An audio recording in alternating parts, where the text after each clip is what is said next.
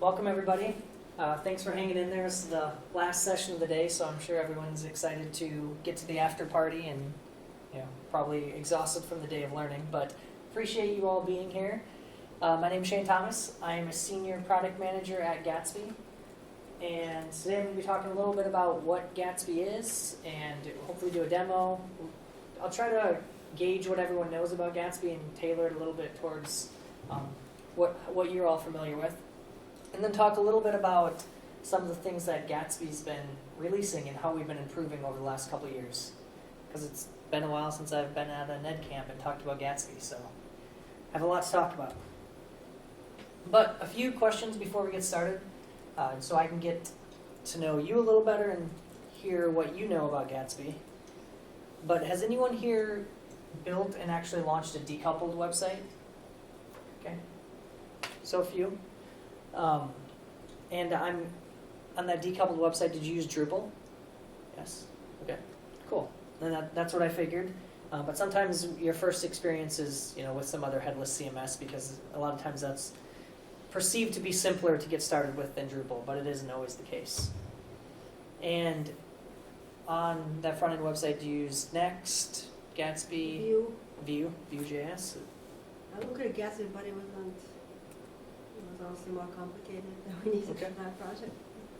So yeah, very common to consider Next.js, Vue.js, Nuxt, Gatsby. They're all very similar frameworks. They have strengths and weaknesses. So that's interesting to know. And has anyone here heard of Gatsby before? Yes. Okay. Has anyone here played around with it locally or done anything more than that? Okay.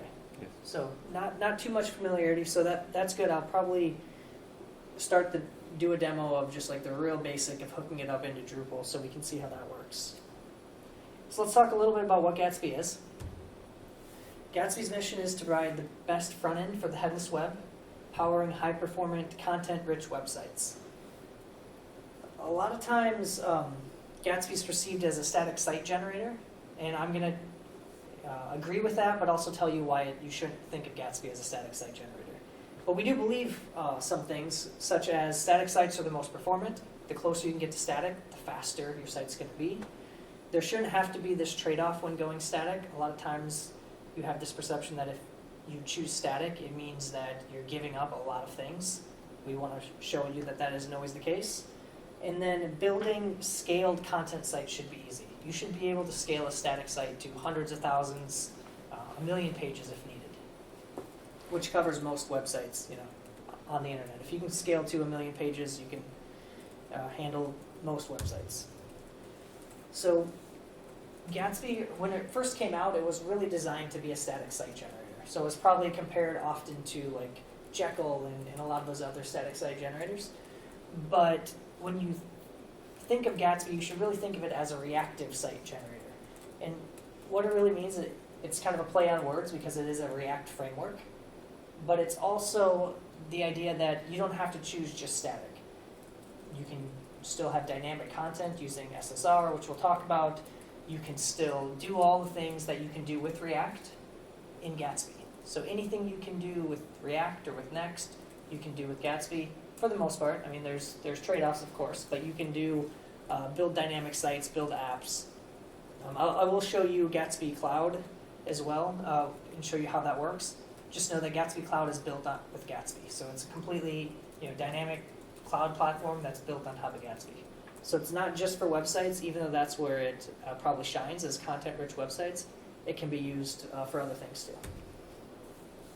So I'm going to cover all of this because these are some features that Gatsby has released over the last couple of years. So if you have looked at Gatsby maybe a few years ago and you thought of Gatsby as just a static site generator, I'm going to show you some of the new things we've released to make Gatsby scale to tens of thousands, hundreds of thousands of pages, and improve front-end performance. And I'll show you here in the demo too how that all works on Gatsby Cloud. But first, let's just start with a really simple demo. So if you wanted to try this on your own later, I'll share the slides. But if you wanted to try this, you could install Gatsby locally. You could use this starter or start from scratch. It's up to you. Or in this case, we're just going to deploy it directly to Gatsby Cloud because we can get up and we can get a Gatsby site running really quickly and see how that works. So this Gatsby starter is available just on GitHub. It's a really basic starter that all it's going to do is we're going to deploy it, we're going to connect it to an existing Drupal site, and we're going to pull in some articles because out of the box, Drupal gives you an article content type. We're just going to use that. And we have a Drupal site here. As you can see, I haven't updated it for a while.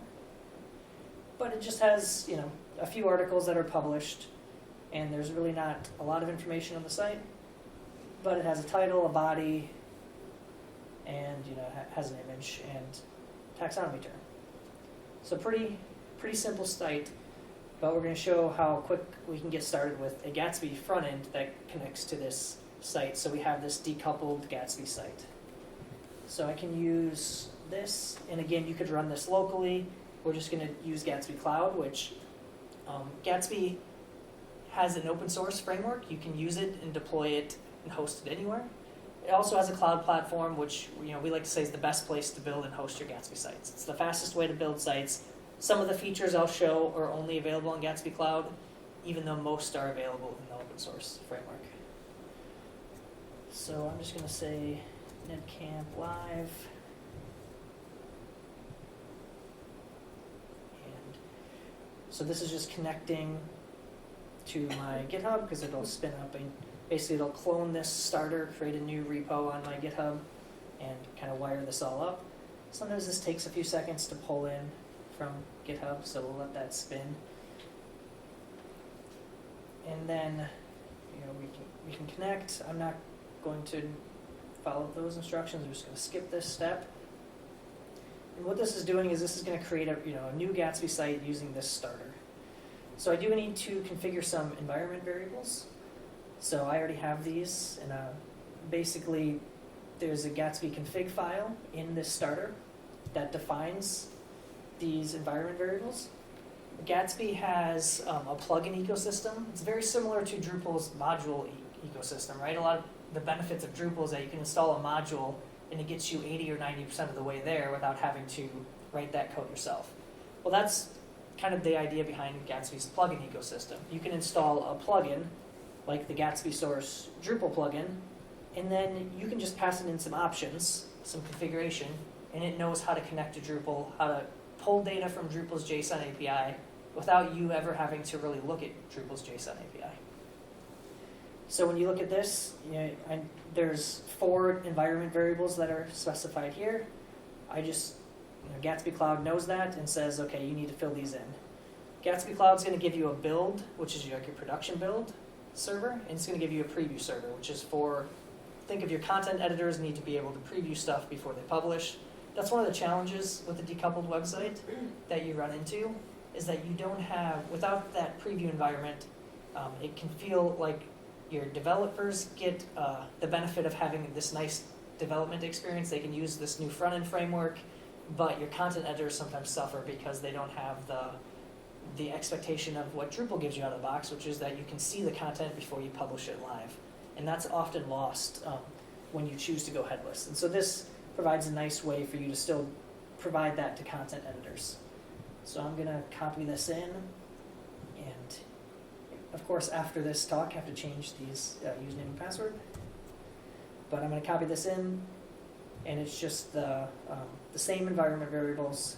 I'm going to put them the same for both the preview and the build site, just for simplicity's sake. And then I'll save it, and I'll click Create Site. And this is going to spin up that Gatsby site. It's going to pull data from Drupal. So Gatsby kind of has 2 parts of the build process. The first part is called sourcing. It's going to go out and source from any CMS that you want, that you've specified a source plugin for. In this case, we care about Drupal.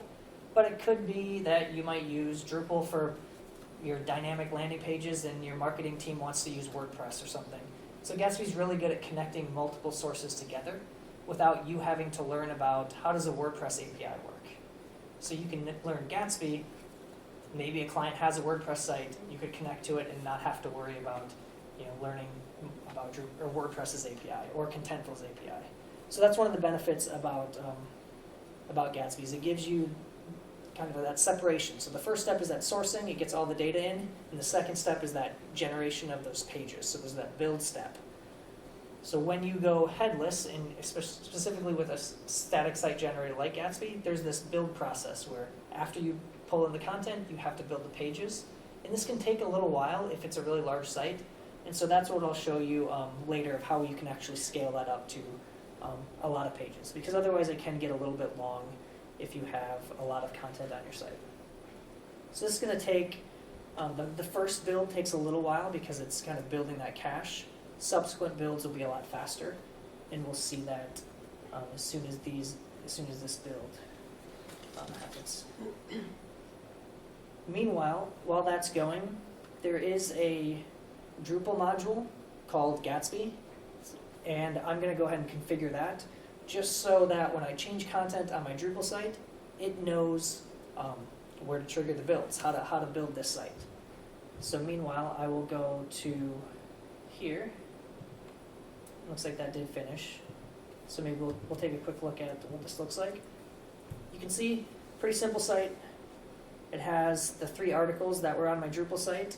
If I look at Drupal, you'll see that these articles, of course, match up. Besides this is a page which is not published, but it's just pulling in these 3 articles. And we can look at this starter to see how that works, and maybe we'll have a little bit of time to dig into how the code actually makes that happen. But essentially, we have a very simple site. I can click on it. It's, think of it like a blog or a news site. So in order to get it to talk back, so Drupal, so that this direction, it works in the way of pulling content into Gatsby. Now we want to make sure that Drupal knows how to trigger new builds anytime you change something in Drupal.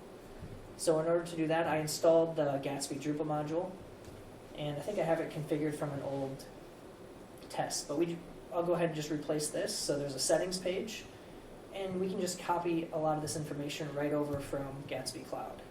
So basically, what's the site that I want to use for preview? That's not the one. This is the one I want. And then it's going to be a couple copy and paste from in the Gatsby settings. They say here's the webhook. So trigger this anytime you want to preview content. Trigger this when you want to build content. And then content sync, which we'll talk about in a little bit, is just a way to, it's kind of an improved preview experience for content editors. So if I just copy these over, the other configuration is pretty straightforward.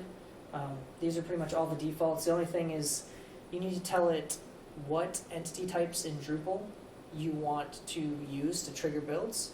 So in this case, I care that if files are added, if we add custom menu links, or if content's added, I want Drupal to say yes, trigger a new build. Let's build this. And then there's some other settings, but they're all at the defaults. And so now, if I go back to my content, I will show one more thing. On the content type itself, so in this case I'm just using articles that I'm sending over. There's a Gatsby preview. I enabled the Gatsby preview button.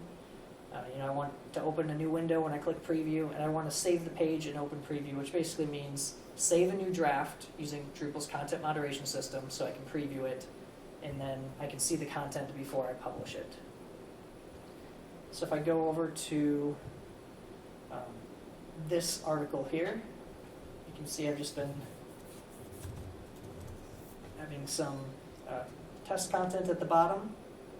And of course I could change anything on here, but you can see this is currently published. If I click the open preview button, what's going to happen is it's going to save the page in Drupal, and then it's going to automatically pull me to the preview site, and you can see this text has been updated. So if I go, and do this again,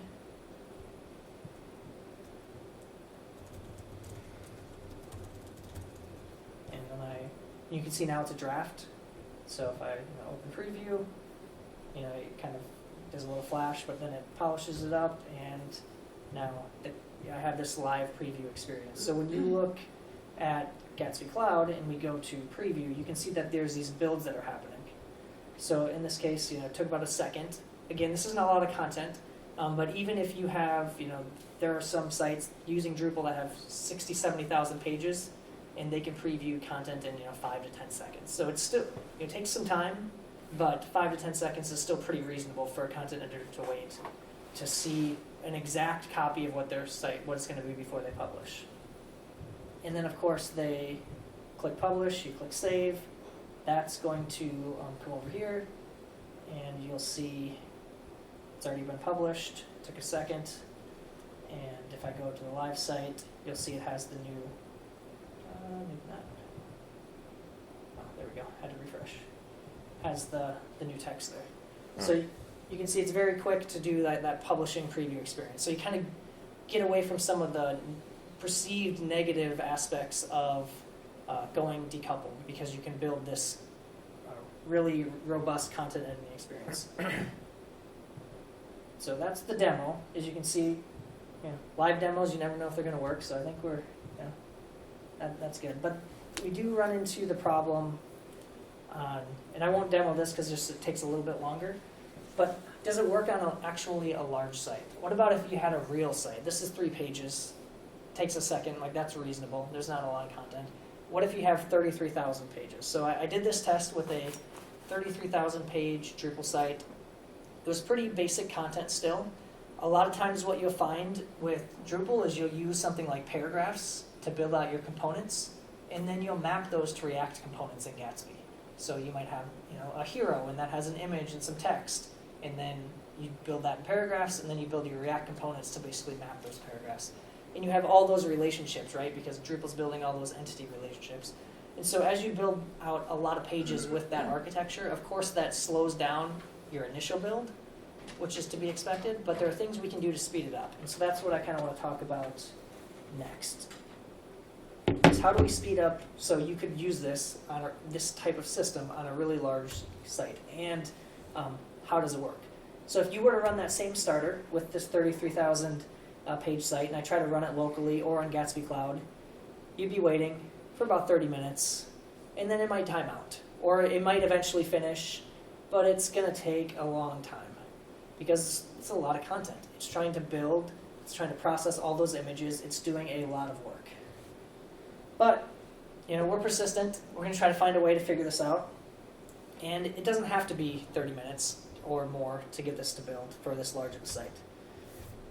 So Gatsby Cloud has something called image CDN. One of the most intensive processes of a static site is in Gatsby, it pulls down all the images from Drupal, and then it processes all the different combinations of images for all the different screen resolutions. And that's really great, and especially for large sites, it's recommended that you let that process be, because it's going to be the fastest possible image front-end performance that you can get. However, for really large sites, you might not want to do that because it just takes too long. So that's where image CDN comes in. And if you've already used Drupal's image cache, or image styles, it's very similar. The first time you request that image, Drupal processes it and then it caches it, right? That's what image CDN basically does with Gatsby. The first time you request the image, it's not going to build it during the build process. It'll build it the first time a user requests it, and then it'll cache that. So for future requests, it's already there. So adding this is really easy. We basically tell Drupal to skip the file downloads. Don't download all those 33,000 image files. So we added this to our Gatsby config.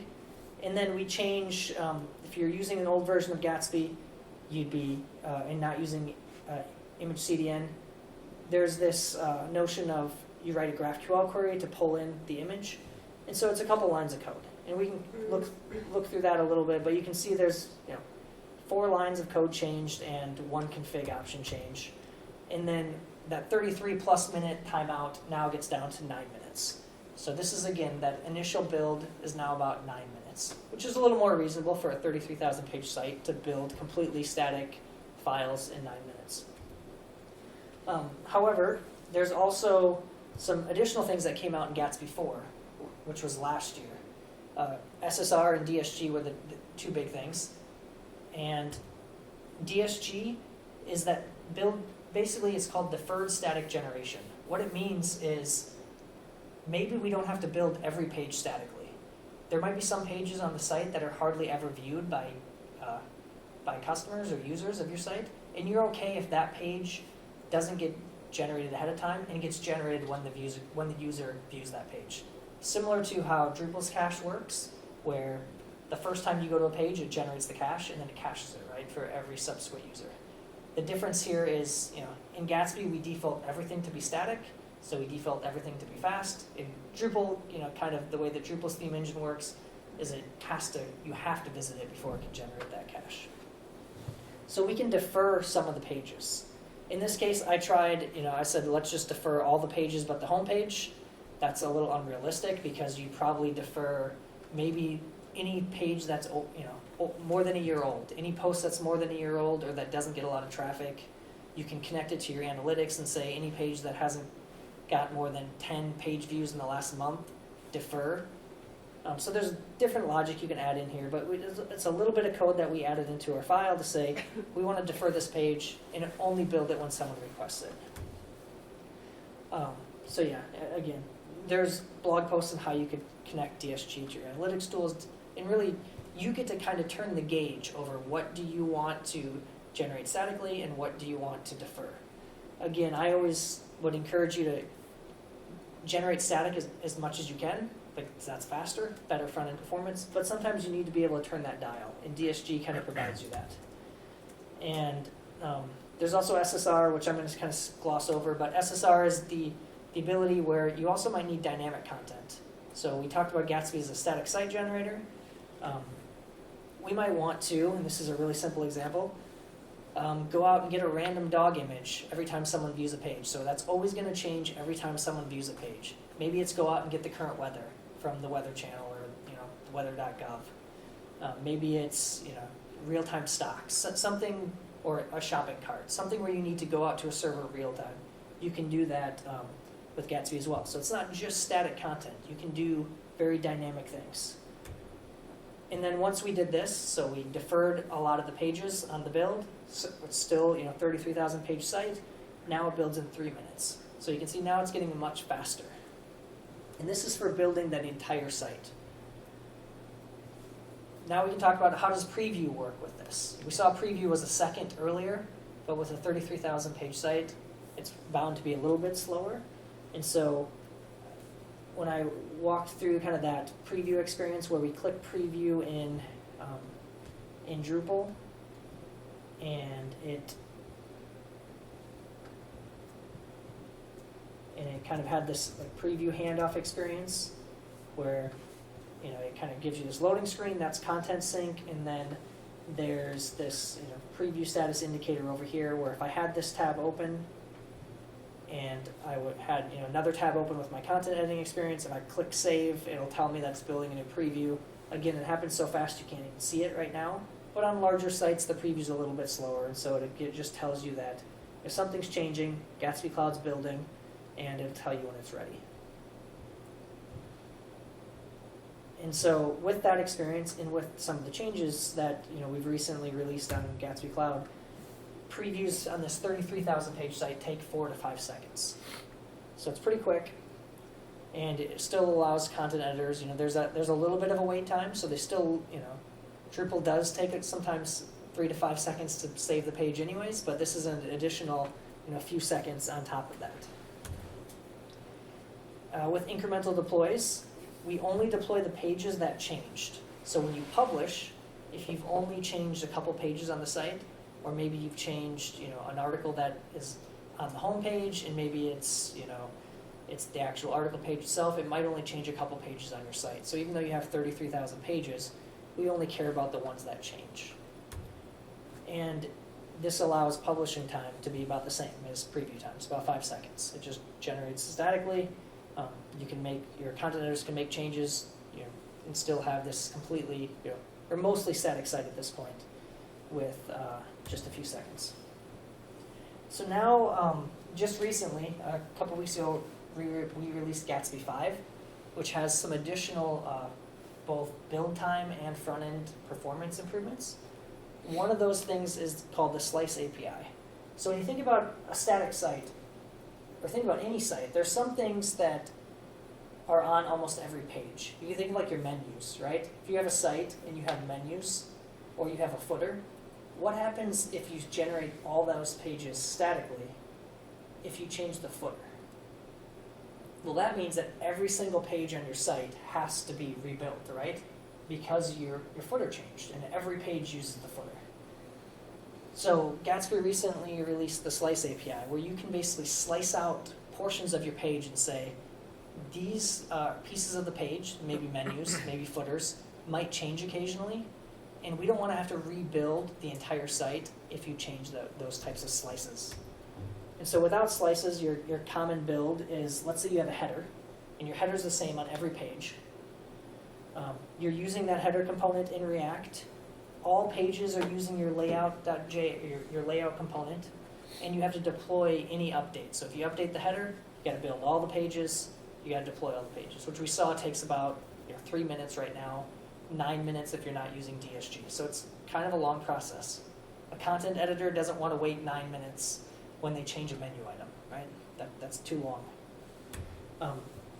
But with slices, you can specify that our menu is a slice. Think of it like a slice of pizza. We're saying this is a slice that might change, and when it changes, don't rebuild anything. Just inject this new slice into this page. And so now, when you change the header, it rebuilds the slice, and Gatsby uses that slice and only deploys those changes. So the way this works behind the scenes is it's using basically edge functions at the CDN level. It's saying you have this slice, that's your header, you have this, that's the rest of the static content, piece it together at the CDN. So this build, this piecing together process is happening at the CDN level. Okay. Any questions on that? That's kind of technical, but It's so funny to me because when you were talking about the partial build, I was like, well, what if you change something that's on every page? That was my first question. But it's so funny that you're solving it basically by just going back to the very first website I had. Every page was HTML when I had it, and then I was like, oh, you can do includes. You're kind of getting back there here. yeah, but it is kind of like going back, back to the root, the back to original. the basics. But Yeah, and if you think about it with Drupal's cache system is amazing, but it's also pretty complicated, right? There's tons of layers of caching. Yeah. When you change something, are you really confident that it's immediately available to customers, or do you have to go, clear some varnish cache, or do you have to go, clear the Drupal cache? Is your view cached? Is it time-based? There's all these different. It's super flexible, but also really confusing. In this, it's pretty straightforward. It's an include. Yeah, and it's just static content. So as soon as it's deployed, it's available. There's no, it might take the CDN has to, of course, pull it in, but it gets deployed out to the CDN in a few seconds, and you don't have to worry about clearing cache or worrying that it's somehow stuck in this cached layer. And having to know all the different layers that it could possibly be stuck at. So the other thing that I want to talk a little bit about is front-end performance. That's a lot of times why you choose something like Next.js or Vue or Gatsby, is because you get a little bit better front-end performance out of the box. You can make a fast Drupal site. You can, and if you are familiar with Lighthouse, you can get the scores. You can get a really fast Drupal site, but it's a little bit of work. You have to work at it, and you can do it. But you're going to have to put the work in. Where Gatsby, by default, it's going to be really fast out of the box. And you can make a slow Gatsby site. I've seen it. But you have to work pretty hard to make it slow. So it's just kind of flipping it on its head. That you can definitely do it. But again, it's going to give you all the tools out of the box. One of those tools is our script API. If you've ever built a site and then the content editing team or the marketing team comes in and says, well, we need this tracking script for our analytics, we need this for some A/B testing, we need this for a different analytics for different pages. You end up with sometimes 5 or 10 what seem like just marketing tracking scripts. We need this for a live chat bot or whatever all those different scripts are that they often have to add in. And each one of those really decreases your initial performance, right? So our script component, you can add JavaScript scripts in different ways, so your front-end performance doesn't necessarily take a big hit. You just define the script, but there's a lot of different ways that you can do this. You can do it post-hydrate, so that's after the page already is hydrated with React. So the way that a React app typically works is it loads statically, and then JavaScript rehydrates the page. So that's just how React works. And by default, you can say, I want to load this script after the page is already hydrated, so it doesn't affect the initial like runtime performance of like your first kind of screen load, right? Your first paint. Idle is after the page has become completely idle. Or one really cool way is off the main thread, which means it's going to load it in a service worker, which isn't going to affect your page performance at all. So it uses something called Party Town, which means if your browser supports it, it's going to load it in a service worker behind the scenes, and it's going to just inject it when it's ready. So it doesn't affect your initial page load. And you can see there's pretty easy to add scripts in. It's just like defining HTML. You just say we want to load this tracking script, how you want to load it, and it just works. Another thing is that Gatsby has released recently is our head API, which if you build React apps, you probably use React Helmet. But the Gatsby head API is just easier to use. It's more performant.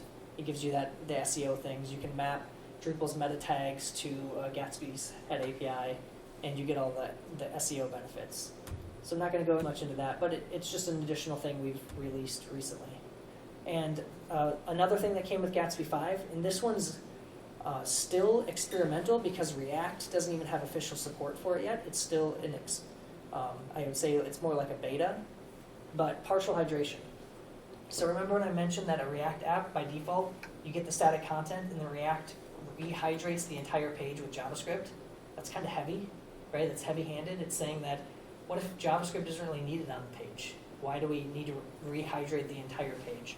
So partial hydration essentially allows you to say, actually, the only thing on this page that needs JavaScript is this one carousel component. Don't rehydrate the rest of the page. Just keep it static. And what that allows you to do is significantly reduce your bundle size. So JavaScript doesn't have to rehydrate all the content on your page. It just keeps it static besides the pieces that you want. And so Next.js just released support for this as well. So Next.js and Gatsby are the only two frameworks that currently have partial hydration. I don't know what they call it, but it's the same thing. But it essentially is going to really help improve front-end performance for anyone using Gatsby or Next.js with this partial hydration. And again, I think React, it's being worked on in React 18, so it's going to be officially released soon. And once React officially releases it, then we'll move it out of beta and mark it as official support. But this will be one of the things that really improves front-end performance even more than it already is. So that was a lot, and we have about, looks like 12 minutes. So there's one more thing I want to talk about. This is kind of a new product that Gatsby Cloud, the platform that powers, that we were showing earlier, powers the Gatsby site that we were testing with. We released something called Valhalla Content Hub. So one of the things that if you have worked with Vue or Next.js, you have to, if you want to connect with Drupal, you have to learn Drupal's JSON API, which is fine. It's not that complicated. But then if you ever needed to connect to, let's say, Shopify, you'd have to learn Shopify's API. If you ever had to connect to another CMS, maybe it's a legacy CMS system, you have to learn that API. And what we quickly realized is one of the best things about Gatsby is the source plugin ecosystem. It's the ability to say, we can connect to Drupal, we can connect to WordPress, Contentful, we can connect to any API that has some reasonable amount of support, and just give you GraphQL. So you don't have to learn anything about the API. And so what we did is we basically took our sourcing process and we split that out into a separate product and saying, you might want to use Gatsby's data layer with a Next.js app or a Vue app. So it starts with kind of that cache data layer that sits between your build, so you have your Drupal site, it's pulling in data into Gatsby, but now we've kind of split out this data layer. So you can think of it kind of like a middle layer. It's like a content hub of a middle layer that sits between your builds or your front end and your back end. One of the reasons this is really helpful is CMS APIs, specifically with Drupal, sometimes they can be a little unpredictable, and you have to pay sometimes a lot of money to have a really good host to handle the load of hitting the API that frequently. So what this does is it allows you to, because it's cached, you have to go out to the API a lot less frequently. Meaning that if some of your builds are slower, maybe you don't need as beefy of a hosting setup because you don't need to use it as often. You don't need to go out as frequently to get all your content. So APIs can often become a bottleneck because if you think about, this is specific to Gatsby, but you have local builds of developers who might be trying out a new feature, they're hitting Drupal's API. You have branch builds, which is unlike your production builds, which your content editors are building stuff and saving pages and publishing, that's hitting the API. Anytime they're previewing content, that's hitting the API. If your developers create a pull request, Gatsby Cloud will spin up a full working Gatsby site showing that pull request exactly as it is, but that of course is sourcing from the API as well. So you can see that you can really kind of hammer a Drupal API or any CMS API if you have an active site. So we started to think, what if we didn't have to source content to build a lot of these? And so that's where we turned this into, I guess, a separate middle layer that sits in between your builds and your Drupal CMS in this case. And so, as an example, that 33,000 page Drupal site, I won't say where it's hosted, but it's hosted on a free tier of a popular Drupal hosting provider. Sometimes it's great, and I can source all of the content from that 33,000 page site in about 75 seconds. That's pretty good. At 33,000 pages, pulling in a lot of data, 75 seconds isn't too bad. But sometimes, specifically I've noticed at about 11 p.m. at night, I don't know why, it's really slow. And sometimes it takes 1,000 seconds to source that same amount of data. And it's usually ranges anywhere in between there. Normally it's between 75 and 200, but again, sometimes it's really slow. I have a feeling that cron jobs start around 11 p.m. Yeah, maybe, exactly. There's certain times when it's just slow. And so using this new data layer, this whole site's going to source in 7 seconds. So let's say that you have a pull request. You're a developer and you've been tasked with, okay, change the home page. We want to move this component or change how this component is designed because the designer came up with a new design for the carousel. That doesn't necessarily change the content. Content is the same. However, the layout of that has changed, right? And so when you do a pull request build, you go to GitHub, you put a pull request up, Gatsby's going to build that whole site for you. So you can see exactly what it's going to look like if you merge that PR. Now, rather than waiting for 1,000 seconds or even 70 seconds in the best case, you can get that whole build up. All the content is sourced through this middle layer in about 7 seconds. So your build is now going from 3 to 10 or 15 minutes to about a minute or less for the whole thing to build. And so we see things like this. We have this running on GatsbyJS.com, and the median build time, GatsbyJS.com is using Contentful and WordPress for its content, and then the 33,000 page benchmark site, you can see that the median time decreases, but also, and this is the most important one, like that P99 time, that time where 1 out of 100 builds is just really slow because the API is running really slow, that is the same. So now this isn't saying you never have to go out to Drupal, right? The content has to come from somewhere. But if you only had to go out there 1/10 as often or 1/5 as often, you know that your builds are going to be even faster and more consistent. So that's Valhalla Content Hub. Essentially, you source from any CMS you want, like Drupal or even a legacy API. It gives you a real-time GraphQL API that you can use in this kind of cached middle layer. And then you can use it with any framework you want, whether, preferably Gatsby, but maybe Next.js, maybe Vue, maybe Astro, maybe Remix, whatever framework you want to play around with to display your content. Knowing that now all you need to learn as a developer is you learn a little bit about GraphQL, and you can connect to any CMS API that any client ever brings to you. So kind of the value props, I know we're almost out of time. You can source once and build anywhere. You can speed up specifically your Gatsby builds. You can query that data from anywhere using a GraphQL API, so you can use that data in any framework you want. A real common thing that we've heard a lot from our customers is that Gatsby's data layer is great. I have my Gatsby site, but my client needs a React Native mobile app, or they want to display the same content in a different way. You know, maybe on mobile, maybe they have some kind of internal web app they need to display the content in. So being able to access their data, just like they do during their Gatsby builds, but access it anywhere, is kind of a really big value proposition. So now they can still use Drupal as their CMS, but they're pulling that content into a React Native app or some other type of app. And you can build dynamic web experiences. You can use this data layer with SSR, with Gatsby functions, just to say you have a really complex product filtering experience and you want to be able to sort by price, or you want to be able to sort by taxonomy term. You can't really build all that statically. But with SSR and with a real-time data layer, you can go out and say, okay, they want price from low to high, give me that sort ordering.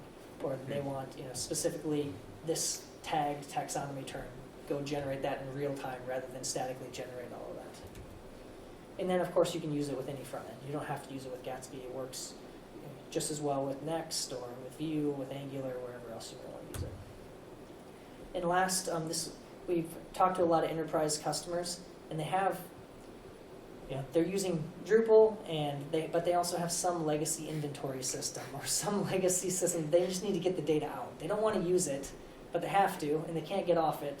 So they want to be able to somehow modernize their stack and use a new front end like Gatsby or like Next with their old data. And so it provides you a way to build a little source plugin, pull in the data, and then use that, expose it through a GraphQL API, wherever you want. So you can, if you want to try out Valhalla, you can go here and learn more about that. And that's it. That's all I have. So we have about 3 minutes. Any questions? I know I went through a lot of content, and it was the end of the day, so it might be a lot to take in. But if you do have any questions, I'd be happy to answer them. What's behind Valhalla? What's the storage there? What's the storage? Is it like NoSQL, or is it like, it's outputting GraphQL, but... Yeah, great question. So it is essentially, think of a flat file ledger on GCP, on Google Cloud. Okay, and so is it... It's just a ledger of activities, of events that happen, basically sourcing events. So data gets pulled in through Drupal, it gets stored in a flat file format, and it just gets streamed down to the builds. Okay. And is it priced by amount or access, or...? Good question. Right now currently it's more for enterprises, so it's priced based on their usage of what they need. Mm-hmm. But eventually, in the next few months, I would imagine you'll see some more competitive, lower tiers to entry level ways to use it. Not guaranteed yet, but I think that's the way it's going. So and then of course it's primarily focused for big enterprise use cases. But again, we do want to provide a way for people to be able to use it without having to pay. You might want to use it in a small project first to make sure it works before you try to commit to it on a big project. Makes sense. Any other questions before we head to the after party? All right, well, appreciate all your time. Thank you. Thank you. Good talk as always.